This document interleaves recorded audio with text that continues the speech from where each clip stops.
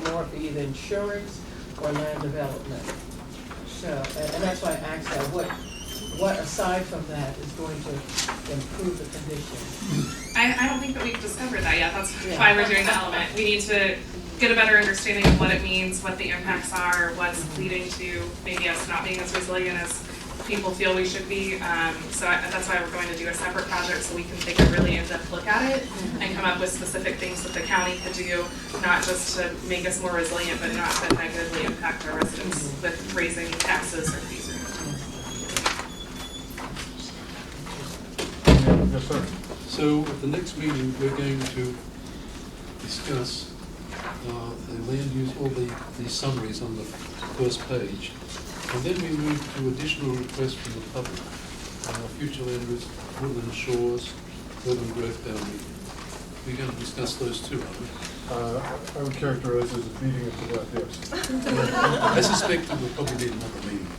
Perhaps, so no, I think they have high expectations for June. So. Okay. There's a lot of stuff in here.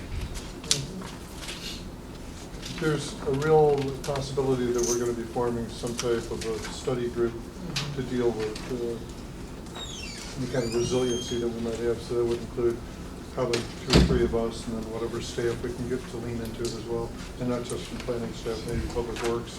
Okay. And members from the public. We'll be looking for volunteers.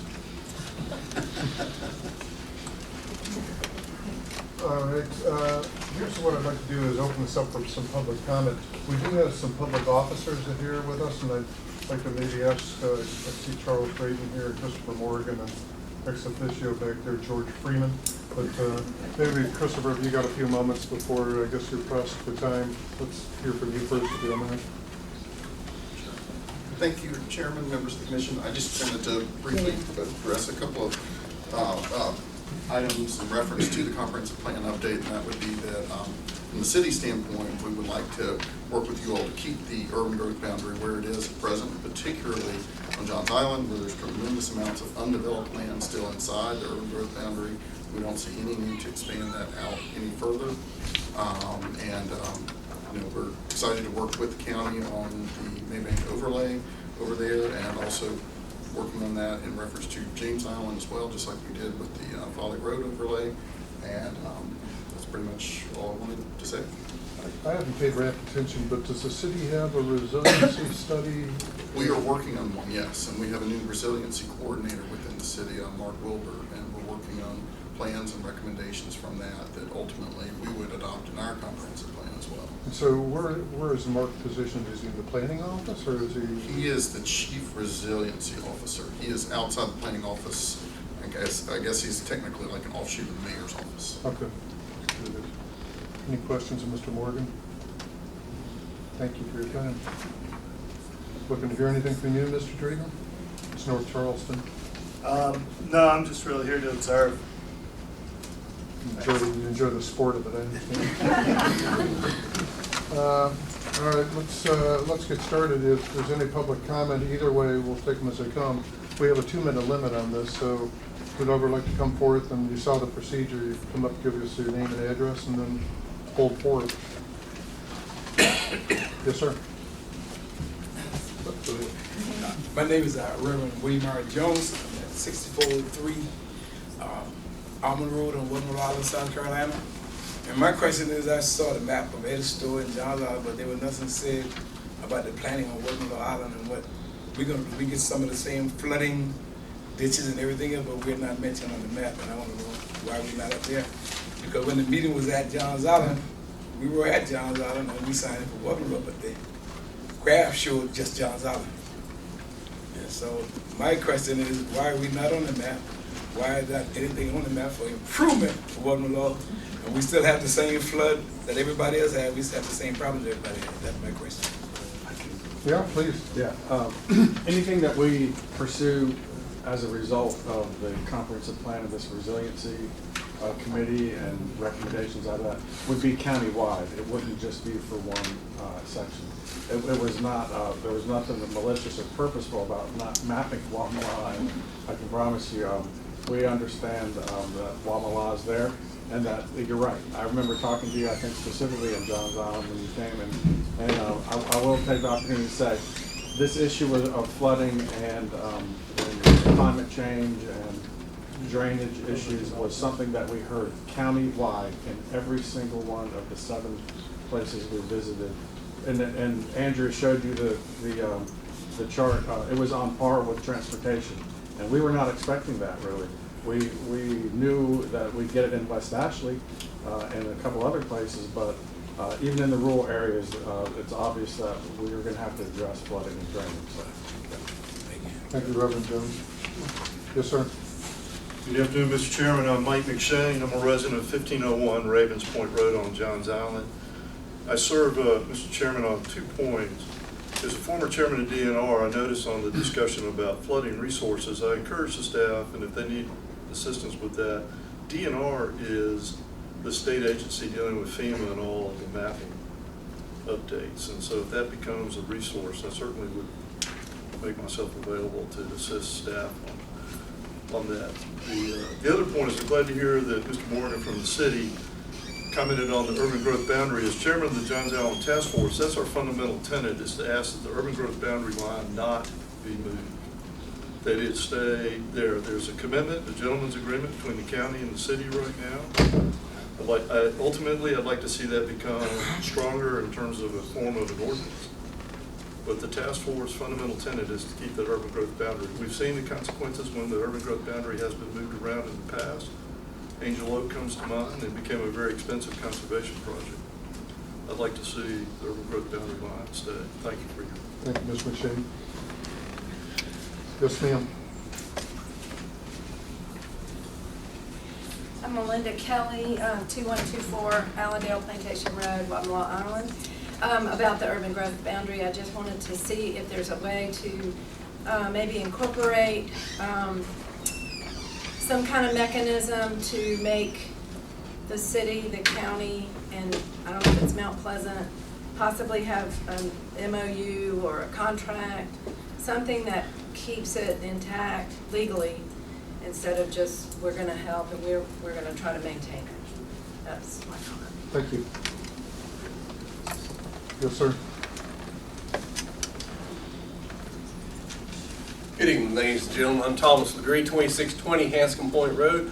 Couple issues. I serve as chairman of the Concerned Citizens of Johns Island. 2 issues I'd like to bring up. One is the industrial areas, economic development areas, using Main Road, Maybank Highway. We also need to remember we have the airport on Johns Island, which is zoned industrial. It sits in the city of Charleston, but it's zoned industrial. A few pieces of property around the airport that are privately owned are also zoned industrial.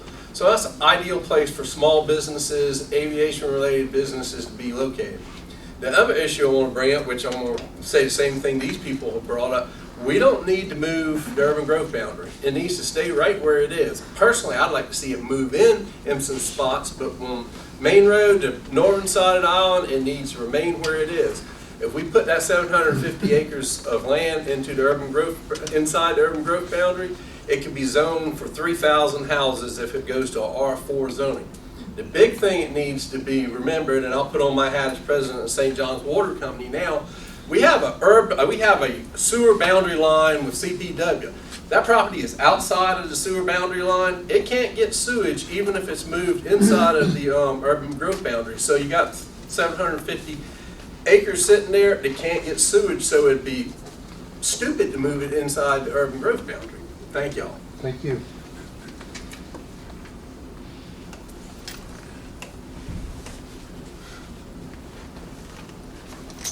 My name is Timothy Askin. We're talking about Mount Pleasant, Illinois. The urban growth boundary line, I'd like to see, I think we stop at Theodore Road. I'd like to see it go to the Chandler Road on both sides, from Beehive to Chandler Road, because that's the last end of Mount Pleasant. And we need to grow that corner but between Chandler Road and Theodore.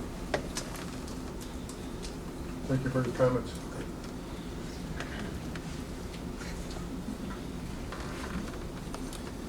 Chris Cody, Historic Charleston Foundation.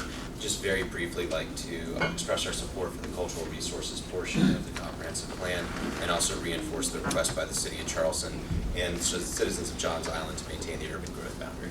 Thank you. Yes, ma'am.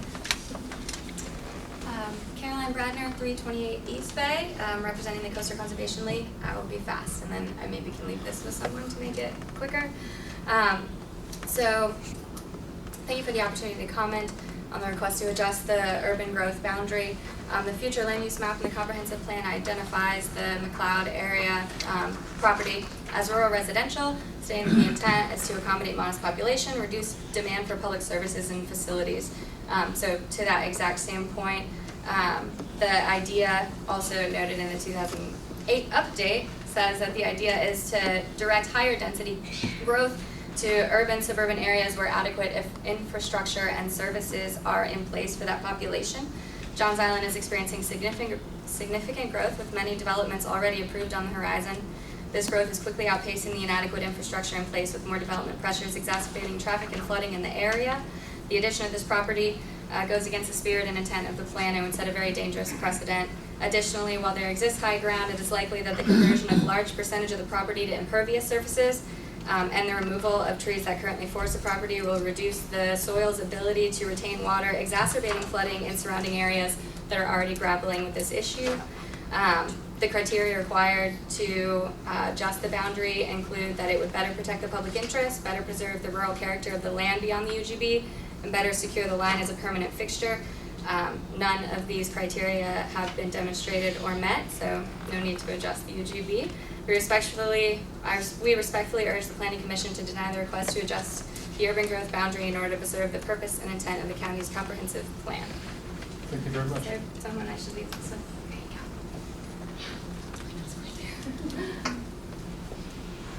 Yes, ma'am. I'm Catherine Pug, 2055 Bow Hickert Road on Johns Island. I would also like to speak in favor of maintaining the current position location of the urban growth boundary. I feel once you start trying to spot zone for different properties, it opens a can of worms. There was an agreement between the city and county, although there was nothing written. It was, my understanding, a gentleman's agreement, which I feel needs to be honored. Thank you, ma'am.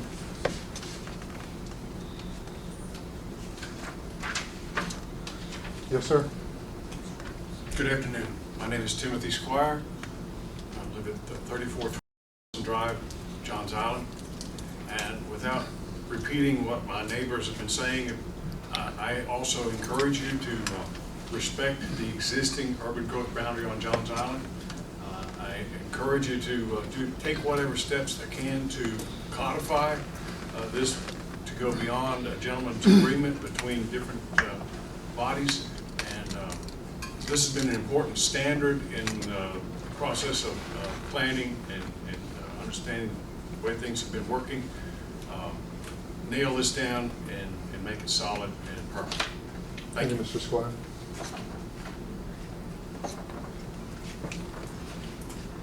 Anybody else care to weigh in on this? Well, thank you very much. Obviously, we're going to be discussing this in greater detail at our June hearing. Next up, on the report for historic preservation, David Kent. Susan Chavez, affordable housing. Well, Mr. Chairman, Patrick and I attended a PGIM meeting last month, and it was a very good turnout. And also the Chairman Rawls attended that also, and an acceptable challenge for the county as well to work with the committee on the 7 steps that they are planning to take to identify and somehow to correct or improve upon affordable housing in our area. It's sort of a regional connectivity is the plan that they have in place, is the goal anyway, excuse me. But as I said, it was very well attended, and there are a number of agencies and faith-based organizations that are very well aware of the affordable housing situation in our county, our region, and and state and nationwide, from what I'm understanding. So, as I said, the chairman said that he would select someone to work more with that program to see what the county can do. So I assume we'll be getting more information on what the county is going to do to help rectify the situation. But one of the things that I encountered at that meeting was some questions about how short-term rentals is affecting affordable housing. And but there was no documented proof of that it's going to have a bad effect on it or not. And so maybe that's something that we can do to support that. I myself personally, I don't believe that it's giving a bad effect on it, because most people would want to have a steady income for rental property as opposed to a short-term rental, because it's sometimes seasonal. You know, and so what happens to the housing in those off-season? There's no income. So it's a...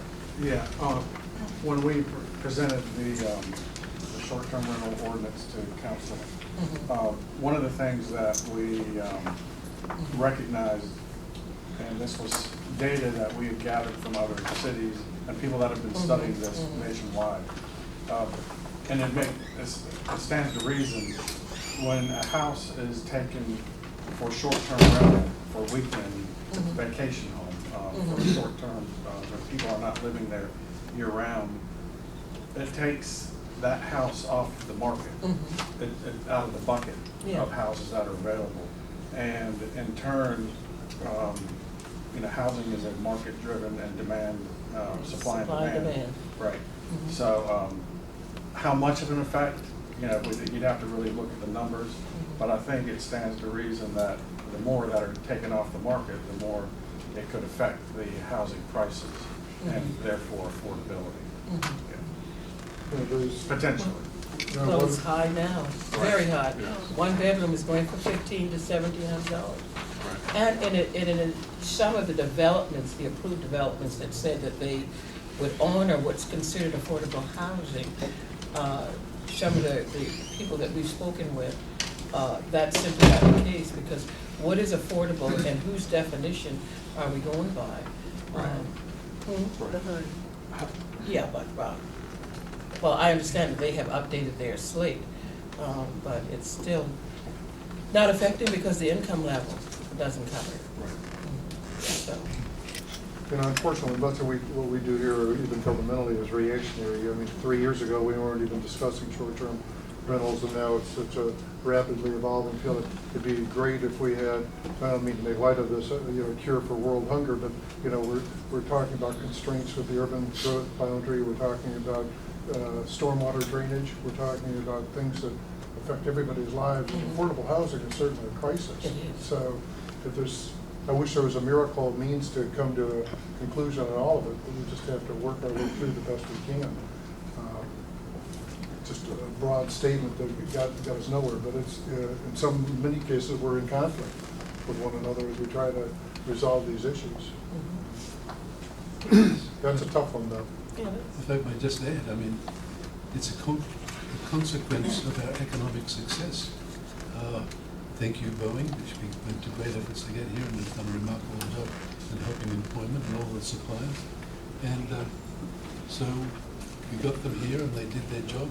And unfortunately, there's increased the demand for housing, and I guess put more pressure on the affordable. So it's two-sided. Oh, good. Now we'll turn to short-term rentals. That's a great lead-in.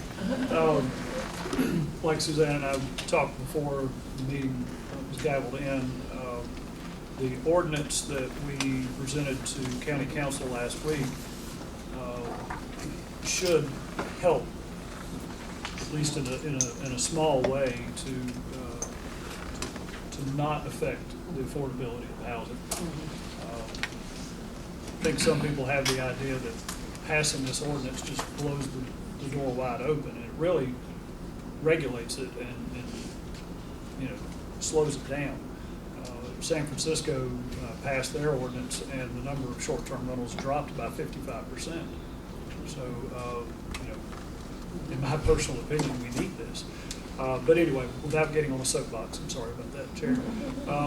Last week we did present this, Joel and his staff presented to County Council the ordinance that we've worked for a couple of years to create. First reading, I believe, is the 31st. Is that right, Joel? Well, it's the first vote, it's the recommendation from Planning and Public Works Committee.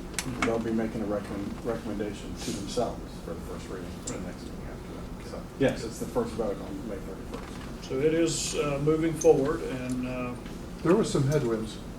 oh, absolutely, absolutely. And there's some misunderstandings, no fault of their own. Some of them don't understand why we need an ordinance, and that's up to us to educate them. Yeah. It's easy for us because we've been talking about it for 2 years, and so we assume they've been paying attention the whole time, but they've been dealing with other issues. So I will ask everyone in the Planning Commission to talk to their council member and educate them as to why this might be needed between now and the 31st. But anyway, I very briefly just want to thank the Planning Commission members that were at the meeting last week. It was helpful.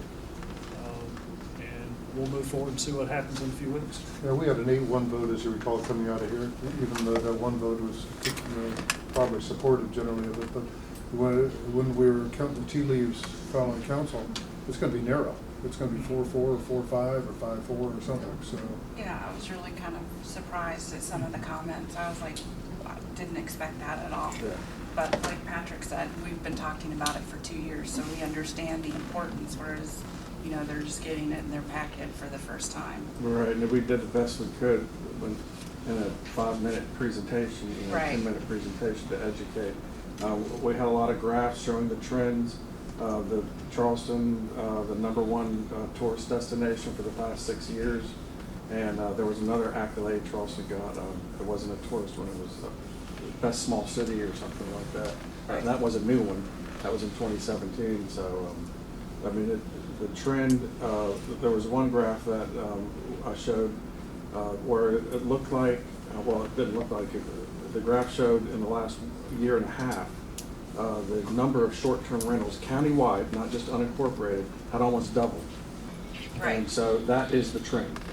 And until, and that's a policy decision from council. If they don't mind their older established neighborhoods that don't have HOAs to control these, to become tourist destinations for people to come, that's their decision. We think it's our job to point this out because we we're the ones that get the calls from places like Riverland Terrace, Avondale, Romaine Retreat, and you've seen them come and speak about their concerns from it. And I think that our ordinance, we're not trying to, that we crafted, we're not trying to do away with them completely. We just think there need to be some sort of regulation. Absolutely. So yeah, if y'all could speak to your council members, I would appreciate it. yes, sir. Did you do those presentations to the planning committee or to the finance committee? We gave the presentation at the public hearing. Right, I know, but. Right. What's up next? The up next is the Planning and Public Works Committee. Okay, who's on that? All of council. They're all of them. Okay, It's okay. like finance committee or something. Right.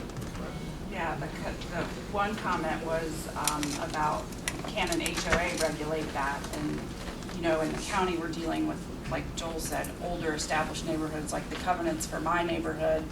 We don't even have an HOA, but they were drawn up in the late 60s, early 70s. And basically all it says is you can only have one house per lot. That's all they say. I mean, there's nothing else.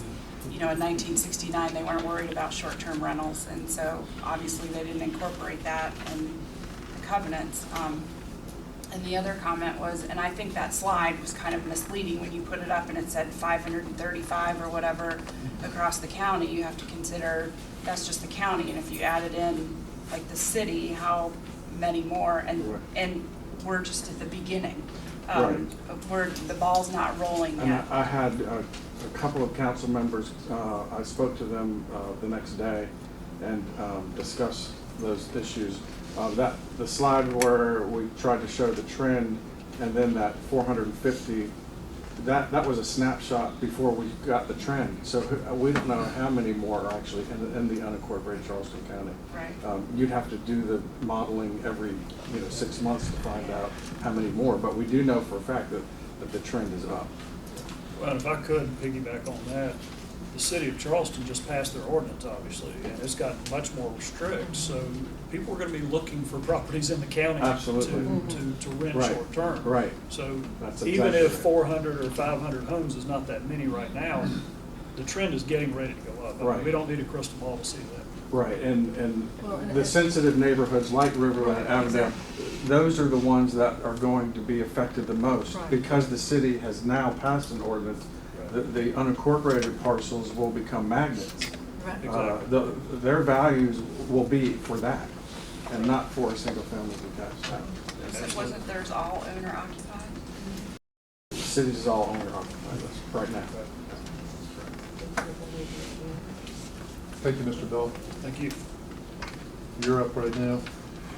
Director? Oh, yeah, Director, that's what I'm talking about. Can I make a quick comment? Yes, sure. Yes, ma'am. Sullivan, 1002 Plantation Court in Mount Pleasant. The reaction I got, the negative reaction, was mainly towards what is it going to cost in staff time and money? And so you might want to throw that in too, and that Charleston is in effect, and the people who buy the properties and build the houses to rent out, they'll be coming to Charleston County as well. Director's report. Sure. Biggest thing, I think from a permitting and speaking of trends, we're basically at the same amount of permitting, number of permits that we were last year at this time.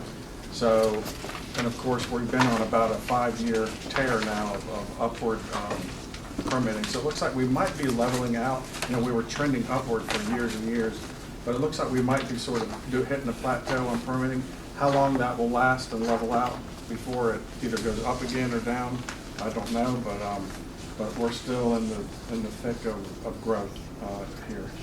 And one other thing I just want to mention, the DuPont Waku area plan. I think we were able to tell many of y'all that showed up at the council meeting last week, but if you were aware, Andrew and I went down and presented that to the South Carolina Association of Counties and Hilton Head. We won the J. Mitchell Graham Award for that. And in turn, that was last year. And in turn, we were asked to submit it for the National Association of Counties. And we actually won that. So we will be going to Nashville to receive the award for the DuPont Waku plan, which is pretty neat. It's going to be a tough place to receive that award. That's right. a tough place. I don't think the county has ever actually received a National Association of County Award. So the whole planning commission is going too. Yes, exactly. We want to be there to see you. I'll second that motion. We'll get on this neighbor's van and start driving. Well, good work. All right. Joe, quick question. Who came up with that name? That was me.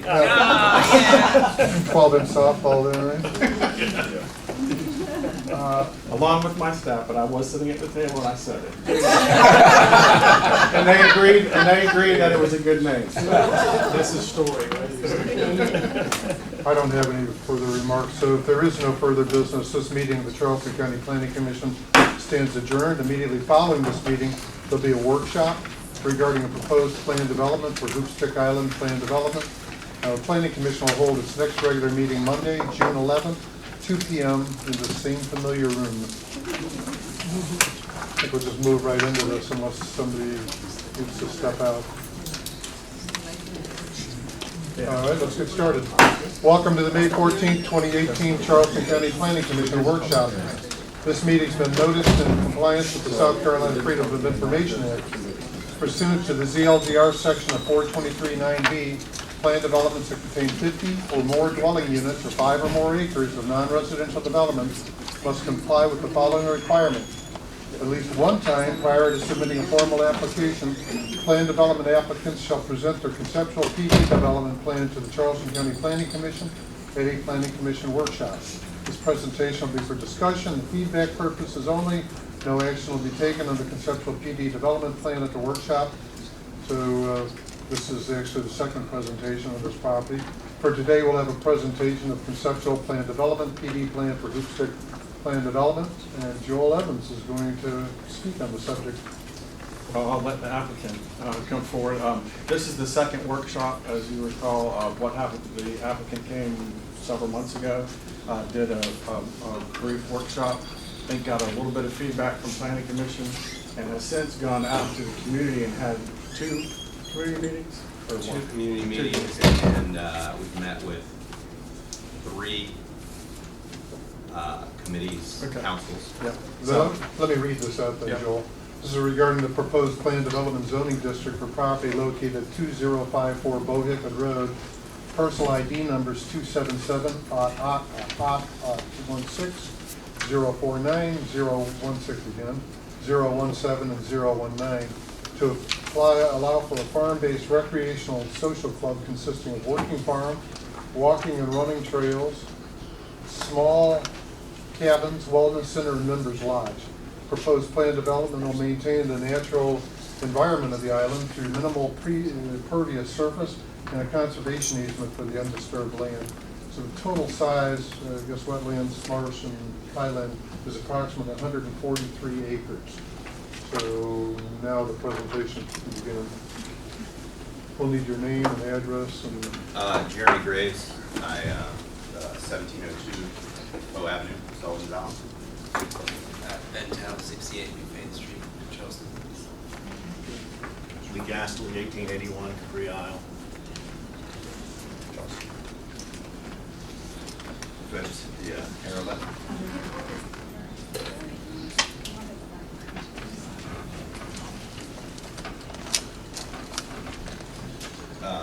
So as stated, we've been in before and since then have done some community outreach to get feedback on our plan, which we've tried to incorporate as much as possible in the plan.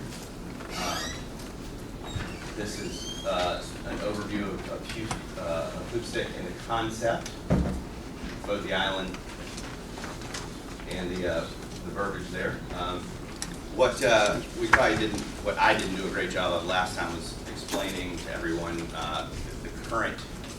what's allowed under the current PD and what we're proposing and how that changes from what's currently allowed to again what we're proposing again. What's currently allowed are 10 estate lots with 10 docks, and we suppose or assume that the 10 houses are in the 6,000 to 8,000 square foot range based on the economics of what it would cost to buy and to develop the island as a subdivision. We have impervious surface coming onto the island to 2 cul-de-sacs.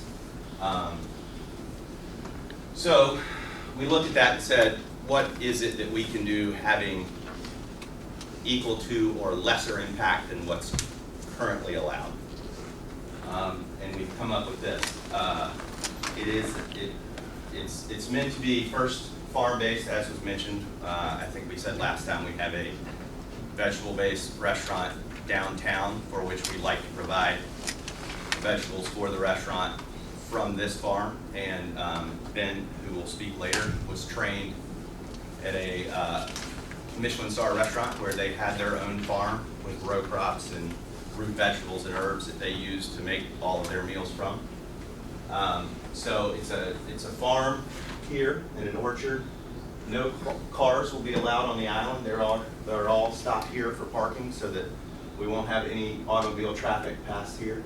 We've taken 10 docks down to 2 docks on the creek, and this actually we intend to move this down here in just 1 crab dock. So we're down 7 docks, only 2 of which are on the creek. We've doubled the 50-foot buffer to the OCRM critical line to 100 feet. There are no impervious road surfaces on the island. It's all meant to be pervious surfaces. And we worked through the design phase to design around the 100-year sea level rise, and have incorporated that into our design, and we are working with a few conservation easement groups to place an easement on the island. One of the things that we do want to address is that this is specifically not intended to be any sort of event venue. The point of the island is to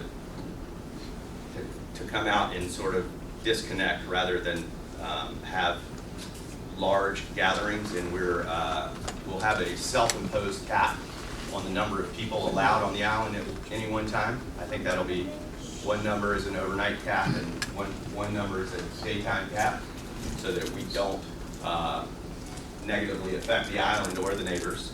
Let's see. Cabins as designed, you can see in the background, are meant to be, they average about 500 square feet, and so that's one, at 55 cabins, that's one 500 square foot cabin per upland acre. And part of the thought process that went behind that, if, for example, there were 4 people per acre at any one time, that caps out at about 220 people, such that we think it wouldn't be an overburden at four people to the acre.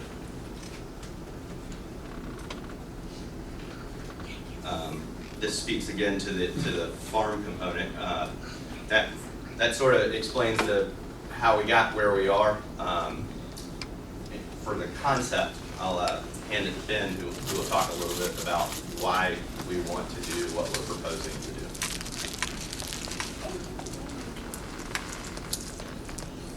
So it's been really interesting the last, when were we here last? February. So just we've gone away, met with neighbors individually, various groups, and listened to feedback. And one of the big things that we found is to explain the concept and what we're trying to do here. Often people arrive at a very different viewpoint of what we're proposing, and part of this idea was born actually on a bike ride around John's Island, with this idea of being able to access the low country landscape if you are not from here, and you don't have access to necessarily a farm or a family that has land. So so it's really, Jeremy talking about the self-imposed cap on people on the island.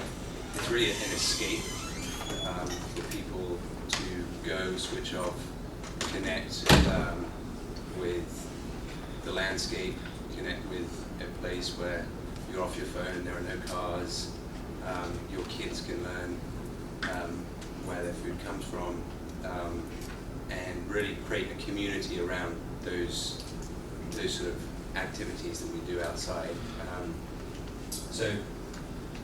So really, conceptually, it's come from a place of wanting to actually connect to this landscape, and how can we do that? And this idea of a membership-based community is really pooling resources to be. That's where it comes from. Jeremy mentioned the restaurant. I think the proof's in the pudding of where we stand. Anyone would say you're completely crazy to go to Charleston and open a restaurant that focuses on vegetables. And so we've been doing that for the last 8 months down in the old Anthony space, buying all locally. A lot of farms are from John's Island, and actually speaking to people over the last couple of months. A lot of people have, two of the guys have started supplying the restaurant who were at the community meeting. So already we're beginning to have that honest discussion with people and interact in a way that we think will continue to do so. One of the things we have noticed is in our trips around presenting to different community associations is there's not a great facility even to do that. There are some good ones, but we see this as maybe a chance. We reached out to staff and said, could we include that in our PD amendment as a place where community organizations might be able to have a meeting once or twice a year, to Ben's comment. one of the big things that we've come across is that as it exists, the current PD is fairly similar to a lot of what's going on in Johns Island, and what we're trying to do again is to be a bit less impactful with things like increasing the buffers. A single owner will be able to. We've gone back and surveyed all significant trees. We'll be able to move houses around trees rather than the other way around, and intend to only thin the forest for its health and not remove any significant trees. You know, as the wetlands delineation, we found that the wetlands grew, but that doesn't matter to us because we intend to preserve the wetlands anyway. So you get into, if we don't do HoopStick, what happens? You know, I think that another important part of 10 estate homes on HoopStick means 10 view corridors, where we're proposing to do the opposite of that and back everything up outside of the, you can really get a sense here of how significant the 100-foot buffer is versus, again, cutting view corridors. 3 community docks instead of 10 we addressed, and again, only 2 of which are actual boat docks. The third is going to be just a community place to drop a crab line. These are sort of reference images when we get into talking about what are things going to look like. These are sort of ideas for how they might, how things might turn out. To summary of what we've gone through, we've done the traffic impact study that was requested, has information on that Lee can speak to. DOT's already started to flatten the curve there on Bohicket Road and the Church Creek Bridge, and has removed, I think, all of the last significant trees that were left on the part of HoopStick that is on Bohicket. And these are pictures of the island itself. So that's my part, Lee. Okay. Well, there were a number of items that the commission had some questions about. We tried to gain some answers in the interim time since we last presented. Regarding the traffic study, we did have a full traffic impact study conducted. We've met with Josh Johnson, the SCDOT traffic engineer, and he established some criteria for us to utilize in the generation of that report. And basically, our AM and PM trip numbers are pretty low. It's a very unusual use, as you well know, so it's hard to pin down in the traffic category. So he established 4, and ultimately you'll see all of these when we make our submittal. But right now we're looking at probably 22 AM peak trips and 35 PM peak trips. So the traffic generation is pretty darn low on this particular use right here. And as Jeremy mentioned, fate, that's what you want to call it, has intervened, and we are having some improvements made to Bohicket. Those improvements will entail the reconfiguration of the intersection there, so the plow ground will now come in at a 90-degree angle to the new Bohicket alignment, as opposed to kind of a weird angle that it comes in right now. The impact of this project will have no impact on the grade of that intersection, and actually the sight distances are much better now as a result of some of the grading and clearing that's occurred as a result of that improvement. Fire protection, we've met with the St. John's Fire District. We've also met with Mr. Simmons in building department here at the county and discussed strategies for fire protection. We've included some fire access ways for trucks throughout the property so that they can gain the appropriate access. We also have an 8-inch water line that currently goes to the island and terminates at a meter. That will be extended and go throughout the property so that we'll have adequate firefighting opportunity. We're also looking at materials that the buildings will be constructed out of to try to make those as fire resistant as possible in addition. Sewer, obviously we don't have public sewer, but we've met with Richard III at SCDHAC, and we've conducted some pretty extensive soil evaluations out there. So what we're looking at doing is we'll have 4 major drain fields And we will be running, because the volumes are pretty low on these little cabins, we'll be running those into these 4 major fields. And based on the conversations that we've had to date, there's no red flags that are popping up right now, but obviously we'll continue to work through that as we go forward. And then lastly, drainage. Obviously, in looking at the master plan, the 55 cabins have a pretty small footprint. There's only a few other structures that are proposed for the island, and they're pretty well dispersed. The majority, and also we're looking at pervious materials for all of the roads on the island. So we don't anticipate, a tremendous amount of runoff that's going to be, point directed. The majority of it will infiltrate. We'll also look at areas where we have to address water quality because we do have the potential for shellfish harvesting. And we'll look at that, one, through the 100-foot buffer, that'll help to filter, but also if we have to construct on-site biodetention basins and those types of low-impact strategies, and we'll certainly, look at doing that as well. Thank you very much. Can you flip the light on behind you there? Maybe stay there just for a second. Are there any questions of planning commission members of the presentation? Yes, sir. You make a big deal about the farm. It's only 2% of the total acreage. I mean, maybe I'm an Australian, but 3 acres is sort of a small garden by my standards. To call it a farm is sort of hyperbole. And you talk about drawing from that and supplying restaurants. The capacity of 3 acres is rather limited.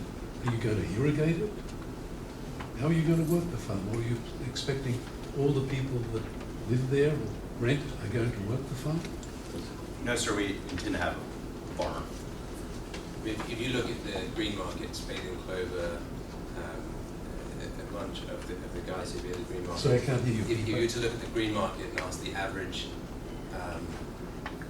the average size of the row crops that they're leasing their spaces, it's 3 acres or 4 acres. I understand, but it's very intensive. Labor intensive. Yeah.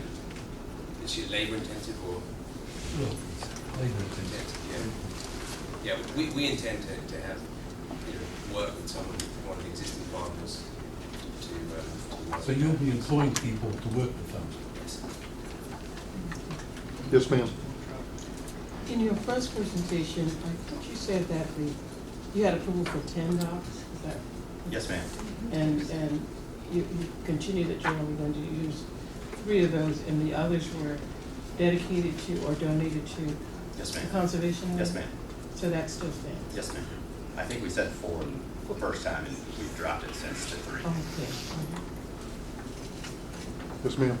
Did you actually have a traffic study done? Yes, ma'am. Okay, by somebody who does like a traffic engineer? Mike Ridgway Okay. prepared I this. don't know who Mike Ridgway is. He's a traffic engineer.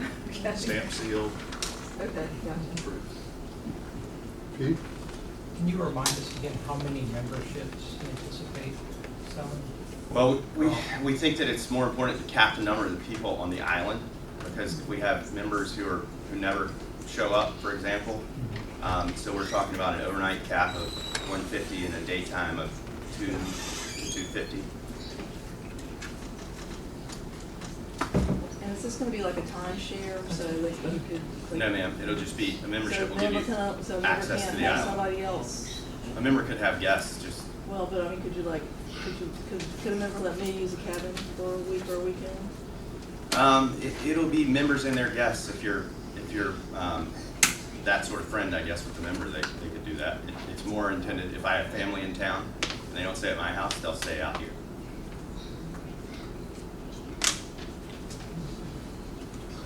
Any other questions? We asked this once before, and I may have missed it, but obviously this club structure, is there another one that you could point to anywhere nationally or locally or the southeast that you've seen this? There's the closest thing we've found is a couple of fishing lodges up in upstate New York, old fly fishing lodges that have adapted this sort of membership. They had existing cabins and they weren't being used. So as people's habits have changed. They've introduced that, but I'd have to get some specifics. We don't have great information on another version of this. I know, I'm just curious, Yeah. that's why Ms. Floyd was asking about, Right, there was a timeshare. Want to pursue with Mr. Jones? Just going back to the introduction, the plan development as it stands at the moment, you said it could be divided into 10 lots? Yes, sir. And you talked about, I didn't quite get the context, 6,000 to 8,000 feet square homes? Yes, sir. And you're maintaining that they'd have to be that size to make it viable? Yes, sir. Viable against what your valuation of the property? Well, it's public knowledge, it was listed for sale for $9.8 million, as is. So conceivably, a developer would have to buy it, put in the infrastructure, grid, distribute power and water, and then have some margin. I understand. Yeah. Mr. Pilatus? Maybe a question more for staff. In designing the PD, while they're offering the membership concept, is there anything in the PD that can limit it to just for use by members, or could they later change it and just have it where it's overnight rentals? We'll turn to you. Well, we've been talking about short-term rentals. I mean, could this turn into a short rental? You know, I've got my membership, and I don't stay there all the number of days I can stay there, so can I rent it out to somebody else to come in and do it? Oh, I would, and I'm not asking for legal to give me an answer, but I would have to meet with legal and discuss that, because normally speaking, we don't get into ownership and how an owner utilizes their property. However, it is a planned development, and planning commission can recommend just about anything on the property itself. I would just have to consult with legal to see how far we could take that. Mr. Kent? If that's the case, it still wouldn't, if we can tie it to maximum occupancy, it really wouldn't matter how they, whether short-term rentals or who uses it. It's mainly, that would be something that you would have in your PD would be. That's also to handle questions like events and that sort of thing, that we're saying we don't intend to be that. And the best way that we know how to do that is to cap the amount of people allowed on the island at any one time. And that coincides with the traffic study. So. Yes. Yeah, that would have to come in. Ms. Labrie is asking the very valid question of, you set the cap into the PD, then it's not a self-governance thing as you had indicated before. It will be in the PD. Yeah, and just as a reminder, whatever the structure, I got a little familiarity with golf and ski club and this type of structure, but basically the zoning runs with the land, right? It doesn't matter what the structure is, but there is a complication that's they're tied hip and joint to one another. If a golf club goes down, it goes down all the way. And I'm not saying it this way, but it's the same circumstances. Somebody has to come back in and make whatever changes. The covenants and restrictions can only control some portion of it, even dating what you said earlier about a 1969 CCR that really didn't anticipate short-term rentals or anything else. Any other questions of the applicants? Well, it's not an applicant yet, but thank you very much. I'd like to open this up briefly to anybody who'd like to speak regarding this potential development. Come up and give us your name again, please, Mr. McShane. Mr. Chairman, I'm Mike McShane, a resident of Ravens Point Road on Johns Island. The presenters made a presentation to the Johns Island Task Force. And respectfully, just a couple comments that came back.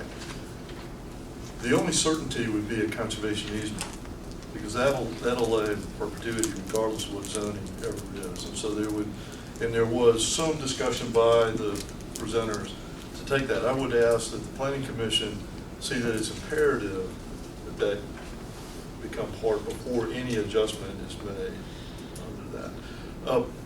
One question for the staff is, earlier I heard the discussion about PDs actually going to be phased out. Will there be some, not at all, okay, I didn't hear that correctly. So it's just the future land use map. Just future land use, not zoning. I got you. All right. So it doesn't affect an existing.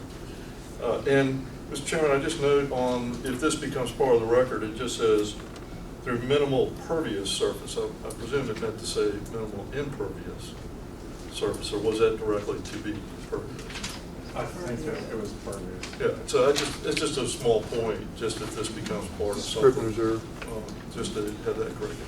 But the task force perspective would be, respectful of the business model, we didn't have any comments on that. I wouldn't be presumptive to make that, nor would I think Jeremy would start commenting on surgical procedures I've been involved with for many years on that. So we're looking strictly at the conservation long-term stewardship, and that we would like to see the go from the 10 current subdivisions and the 10 available docks down to something that I'm hearing today of 1 or 2 subdivisions and 2 to 3 docks on that. Cool. Thank you, Mr. Shane. Any other? Yes, ma'am. Yes, I'm Kathleen Pogue. I live at 2055 Hickett Road. It's a family property.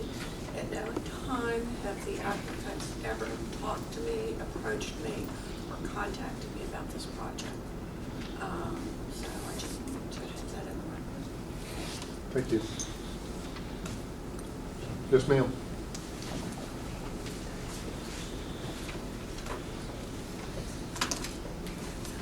Louise Maybank, 2029 Burberry Hill Road, Long Island. I consider this a wolf in sheep's clothing.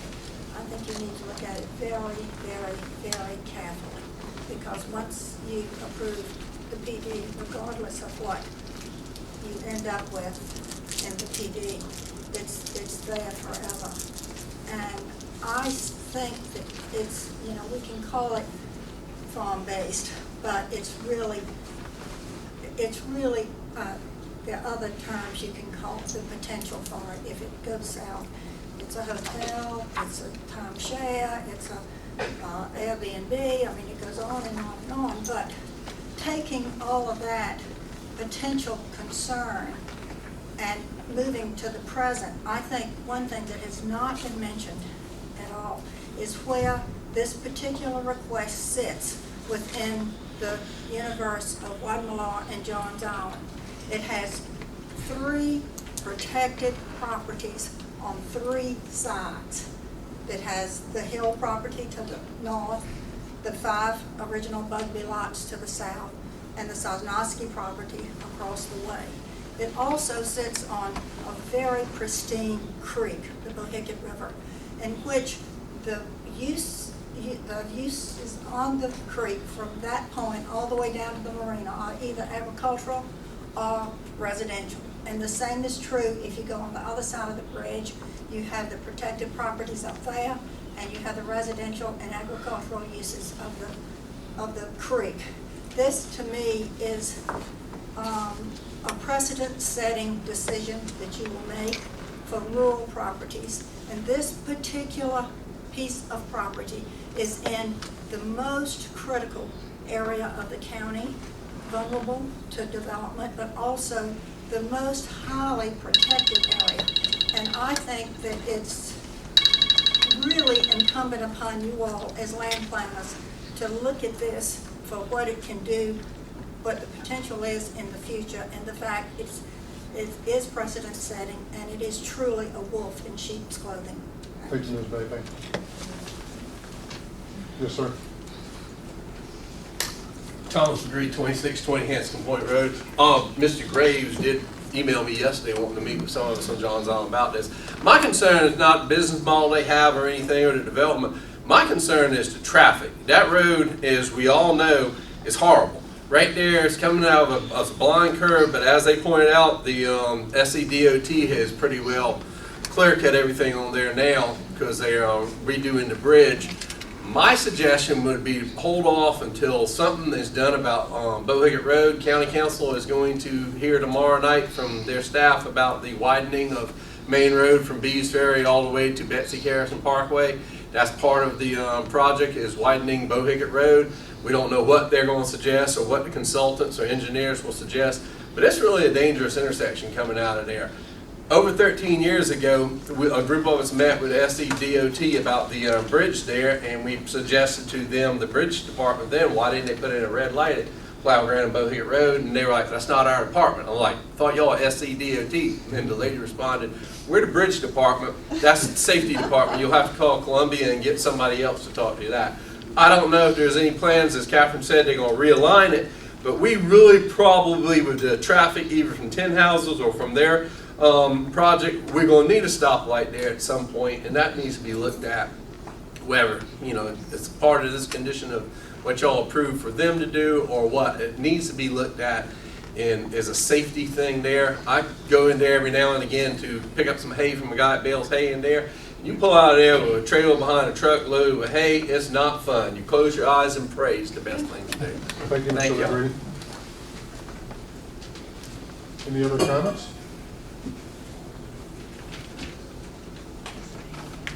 Okay. Anything we want to discuss internally regarding this?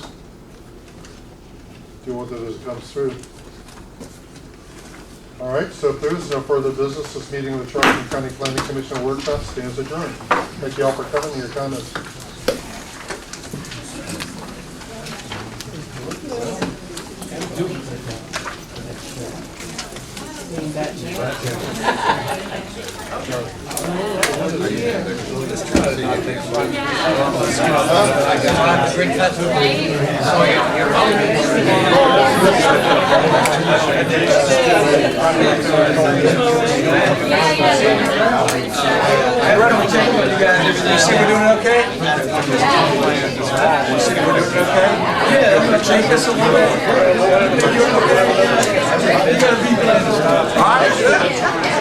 I can handle that.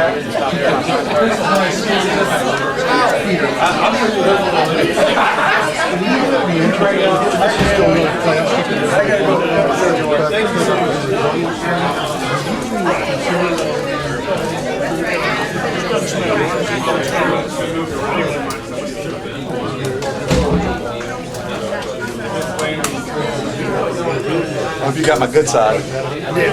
You did? I don't know about that. Thank you. Good job, Mr. Kevin. Good job. Oh, I meant to still, I forgot to say, did you say last meeting the award from, well, they did, from the Historic Foundation? Oh, yeah, I didn't say. I just thought about it. Good, thank you. Congratulations on that award. Yeah, thanks. Yeah, that was amazing. Do you need somebody to carry your bags? Yeah, seriously, did y'all dress up in the 50s outfit when you went up there? And Walt's going too.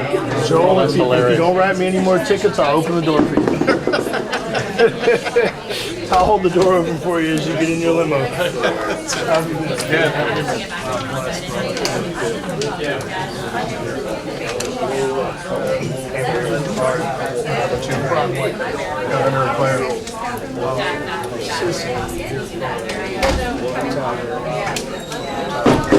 good. Nothing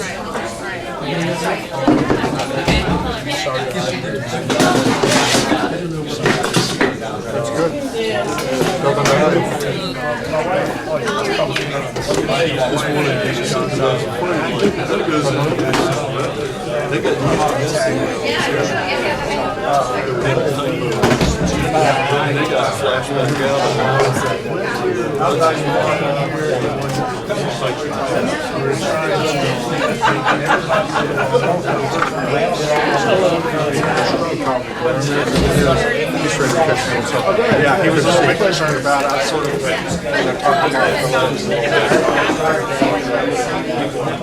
I think in the end he's for it because he realizes how much he does. Yeah, I think even un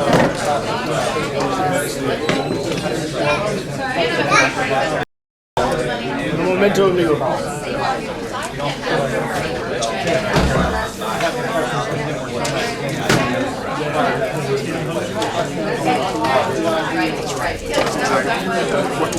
That's exactly, you hit the nail on the head. It's a bleak. That's not the trend, right? The trend of the county because of that race tax is so long.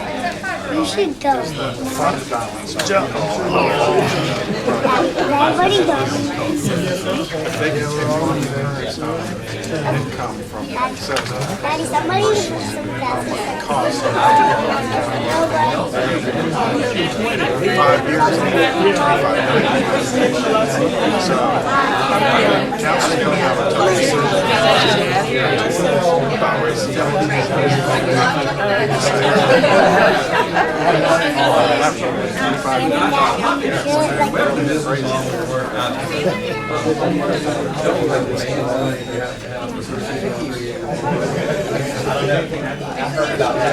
yeah. So what we discussed, we're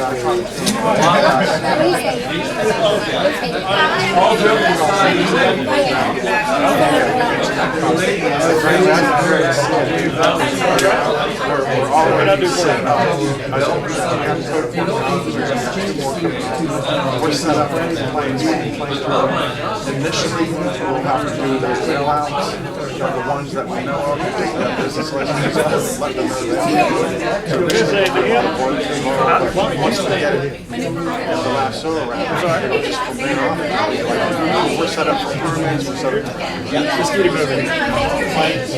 So he's talking. The business, I can tell this, but the business license department is trying to get the software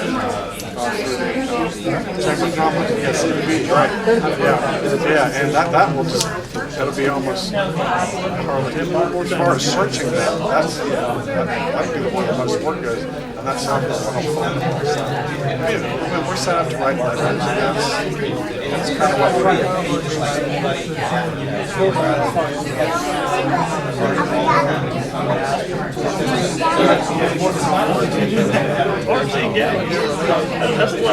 not necessarily. That's from countywide. The whole joke, we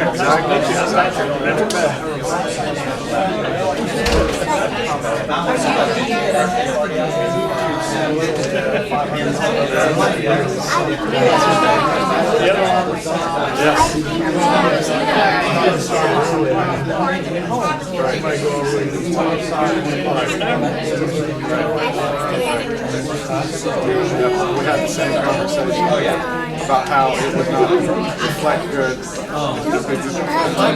lot of pressure on the campus on how to get the tax in the middle of where the city has got it.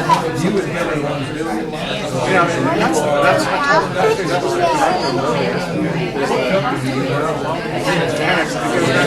How do you ever sleep without that? if we didn't have those urban areas, I can only see How do you ever sleep without I have that? a few rural areas that have but because of the impact.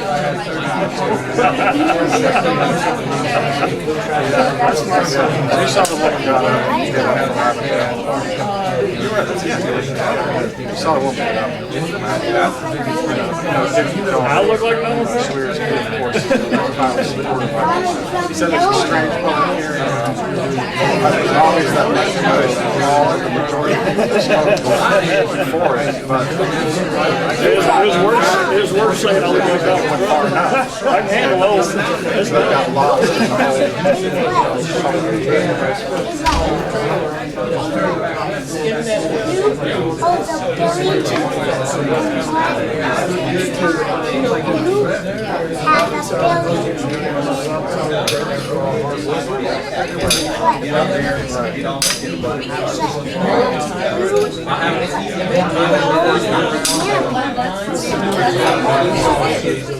Remember that guy from the Romaine retreat that came? It's been a while. I called him. It's not going to cost you a gallon. They tried to sue. The HOA tried to pass an ordinance to the law. They got sued by the property owner because it wasn't written right. So now they have to go back and try to sue us. So with the ordinance, it just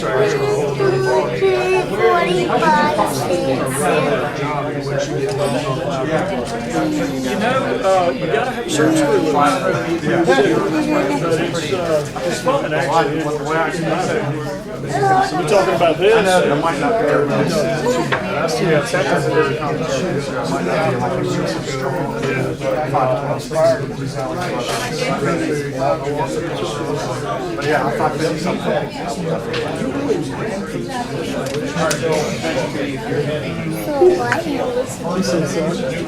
Hey, Joe, got a question for you real quick. What is your He wasn't able to come. What? Because Is that true? Is that a true story?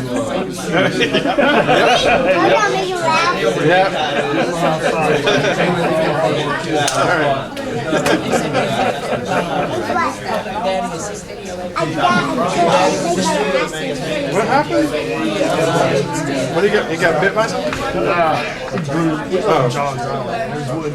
Yeah. Get bit all the time. Oh yeah, I see. I think you had a Band-Aid on there too. I think I said. What? Oh my gosh, you had a little tumble.